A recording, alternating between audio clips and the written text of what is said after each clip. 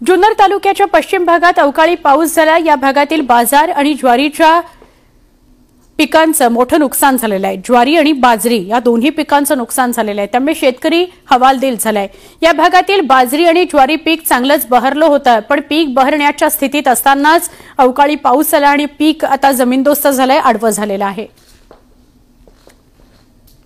चिंपटत झालेल्या जोरदार अवकाळी पावसामुळे बाजरीच्या पिकाचं प्रचंड असं नुकसान झालं आहे। आपण या ठिकाणी पाहू शकताय, अगदी बहरत असलेलं हे बाजरीचं पीक अवकाळी पावसामुळे जमीनदोस्त झालं आहे। खरं तर या भागातील शेतकरी मोठ्या प्रमाणात आपल्या शेतामध्ये बाजरीचं पीक घेत असतात। हे पीक अगदी फुलवण्यात आलं होतं, फुलोऱ्यातून आता या पिकामध्ये दाणं भरण्याची वेळ झालेली आहे। मात्र या परिस्थितीमध्ये झालेल्या जोरदार पावसामुळे हे पीक जमीनदोस्त झालं असून बाजरीचं पीक मोडलं गेलंय आणि या पिकाचं प्रचंड नुकसान झालेलं पाहायला मिळत आहे। आपल्या सोबत आहेत शेतकरी। बाबा, काय सांगाल, बाजरीचं पीक आता पावसामुळे जमीनदोस्त झालंय? बाजरीचं पीक आता पावसामुळे जमीनदोस्त झालंय। आता आम्हाला काही पीक येणार नाही आणि अवकाळी पाऊस झाल्यामुळे आज अख्खी बाजरी आमची पडून गेली।